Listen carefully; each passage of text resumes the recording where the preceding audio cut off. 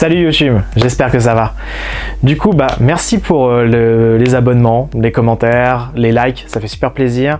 Surtout que tout était en bienveillance. Du coup, j'ai pris le maximum. D'ailleurs, niveau luminosité, je pense que c'est beaucoup mieux déjà. Les lignes noires, c'est fini. Pour ce qui est des grésillements, là, j'ai pas le choix. Du coup, ce que je vais faire, c'est que je enregistre en voix off par-dessus. Ça va vous enlever tous les soucis, ça va être beaucoup plus agréable. De toute façon, vous allez voir ça tout de suite en librairie. On y va. Hop, je voulais filmer vite fait quand même les coffrets qu'il y avait disponibles dans ma librairie, du coup les packs mis de temps en temps, plus le Black Torch qui est encore là, et le coffret 2 de Promesse Neverland, ainsi que le tome 5 de l'Atelier des Sorciers, et toute la mise en avant de Demon Slayer qui est énorme avec plein de tomes encore collector 3. Toujours du coup au Bazar du Bizarre de Rouen qui m'accueille, avec du coup les nouveautés qui sont des semaines précédentes. Bakemonogatari tome 8 collector, il n'y en a plus qu'un seul exemplaire, début de semaine il y en avait plein.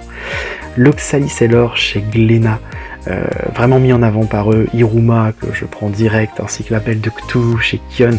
Ah, c'est deux grosses nouveautés pour moi cette semaine. Bon, toujours quelques petites sorties, Dead Company, je sais plus si c'était cette semaine ou la semaine passée. On a Last Order, Gun, qui est sorti, voilà, donc plein de petites nouveautés encore, des semaines passées et tout. Là on a les deux grosses sorties du coup, Ashidaka et Hitman, le collector et la version standard de Ashidaka. Hitman c'est du point de vue de l'éditeur, contrairement à Bakuman où c'est du point de vue du mangaka. Au niveau des shoujo, là je ne pourrais pas trop vous renseigner malheureusement, mais il y a des choses qui sont déjà sorties la semaine passée. Ici on a du coup les chroniques d'Aspareo qui m'intéressent toujours autant, peut-être que je vais craquer la semaine prochaine, on verra. Et Cigarette and Cherry, là j'ai craqué directement la collection New Life de chez Kana. D'ailleurs il y a aussi ici le tome 3 de First Job qui est sorti. Mais bon, ça j'ai pas encore craqué, on verra ça un peu plus tard. Du coup on se retrouve tout de suite pour les achats directement chez moi. Nous revoilà, du coup, je pense que c'était beaucoup mieux. On passe tout de suite aux achats. Drifting Dragons. Ah, je continue cette série, donc elle est franchement très bien dessinée. Ça, c'est vraiment une patte graphique. Vous allez avoir l'impression que vous êtes sur du Ghibli en fait, tout simplement. Par contre, ce que je reproche un peu, c'est le scénario. Là, on est sur le 3e tome, il n'y a rien qui se dégage vraiment. Je les continue vraiment pour la patte graphique, mais je vois qu'il y a 8 ou 9 tomes qui sont sortis au Japon. Je me dis que le scénario doit vraiment décoller un moment, certainement dans ce tome-là, j'espère. Donc je le suis et je vais le lire très vite. Bakemonogatari, le tome 8 en collector. Alors collector avec des ex-libris que je n'ai pas sortis au format carte postale, plus une jaquette réversible faite par O'Great, de toute façon le dessinateur du manga.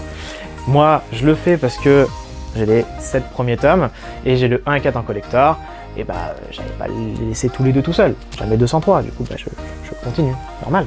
Alors j'ai continué un autre tome, alors c'est un tome one shot, cependant ça fait partie d'une ligne éditoriale que vous connaissez peut-être. Là pour le coup je parle de Kion, c'est des bouquins, des mangas qui sont vraiment une très belle édition pour l'occasion. C'est en simili-cuir, je sais pas si vous voyez de quoi je parle des chefs-d'œuvre de Lovecraft. Ici c'est l'appel de Cthulhu. J'ai hâte de me plonger dedans, j'ai lu, ils sont juste là, une poudre dessinée dans l'abîme du temps et la couleur tombée du ciel, ils sont vraiment très bons. Et le dessinateur, ce qu'il a pu transmettre au niveau des nouvelles en manga est vraiment ouf. On se sent vraiment dans le côté un peu horreur. Moi j'étais pas bien lors de la lecture des premiers tomes.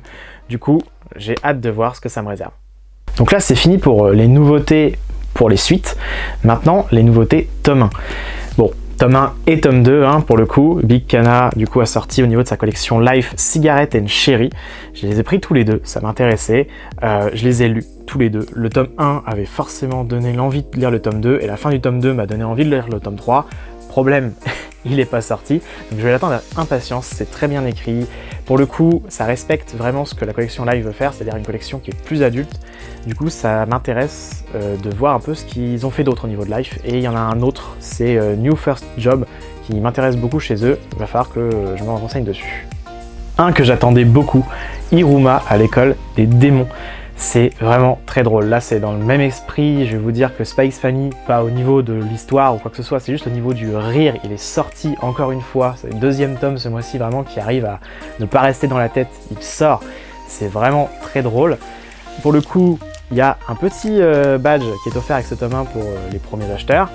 Aussi, il faut savoir que si vous mettez dans cette série les 10 premiers mois, il va y avoir un tome par mois pour rattraper déjà l'animé, parce que la saison 1 est terminée, est sortie, et la saison 2 commence à partir du mois d'avril. Il va se terminer au mois de juillet. Du coup, le but, c'est que le 10e tome 5, qui sera à peu près la fin de la saison 2, sortent en même temps que la fin de la saison 2. Donc un par mois pendant 10 mois. Donc ça va être assez intense et après ça repart sur du 2 mois. Et enfin, Ashidaka. Voilà, je me suis fait totalement avoir par le boîtier collector, hein. C'est mon côté un peu dans le jeu vidéo, j'ai pas mal de collectors. Là, ça m'a fait voilà, boîte métallique, des petits goodies à l'intérieur. C'est parti, j'ai craqué. Du coup, je vous montre un petit peu ce qu'il y a dedans. Donc tout d'abord, un petit porte-clés avec en fait un tournevis au bout qui est pour les robots en fait au niveau de la réparation, c'est ce qui est un peu justifié au niveau du collector, ainsi que le tome 1, forcément, il fallait le tome dedans. Et enfin, hop là, on les voit au fond.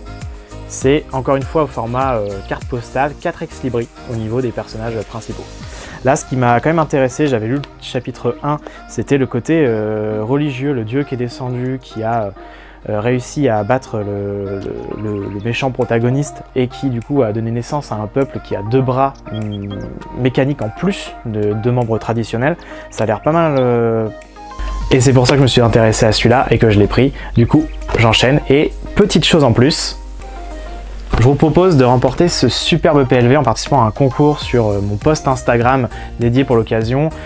Conditions classiques, abonnement, like et inviter un ami en commentaire. Ça va permettre de faire découvrir le compte Instagram ainsi que la chaîne. Pour les débuts, c'est super. Moi, je vous propose ça. Alors déjà, ça va permettre aussi de vous motiver au niveau de la série, hein, Ashidaka, de chez Glénat. Et le format du PLV peut rentrer dans une maison. C'est pas un PLV de 2 mètres. Là, on est sur un petit PLV tranquille qui peut poser sur un bureau, d'une étagère. Tout ça, c'est vraiment pratique. J'espère que vous êtes nombreux à vouloir participer et que bonne chance à vous, en fait, tout simplement. Les nouveautés, c'est terminé, mais j'ai encore reçu quelques occasions cette semaine. C'est une personne sur un Discord qui m'a envoyé ça de sa librairie d'occasion. Et je vous montre ça tout de suite, j'ai acheté les Black Butler du tome 15 à 28, ainsi que le guidebook. Je suis assez content de me les être enfin procurés pour moins de la moitié du prix du tome, ça c'est super. En plus, moi je me suis arrêté du coup forcément au tome 14. Le tome 14, je sais pas si vous êtes au courant, ça se finit avec l'animé. Du coup, je me suis tapé la saison 1, 2, 3, qui sont en fait en concordance avec les mangas. Je ne connais pas la suite. J'ai beau avoir lu l'animé, avoir lu le manga et avoir vu l'animé, je ne connais pas la suite, donc je vais les manger super rapidement et je pourrai enchaîner avec le tome 29 qui est sorti assez récemment, je crois. Et merci à vous de m'avoir suivi pour cette deuxième vidéo. Donc, qui sort très tardivement encore une fois, du coup bonne fin de soirée, j'essaierai d'aller plus vite pour les montages, j'aimerais bien les sortir en fin de matinée en fait le dimanche, mais bon pour l'instant c'est encore un peu compliqué, faut que je me mette la main avec Premiere, le montage, tout ça. Et on se revoit super vite, j'espère, donc n'hésitez pas, likez, partagez, vous abonner, et à très vite, salut!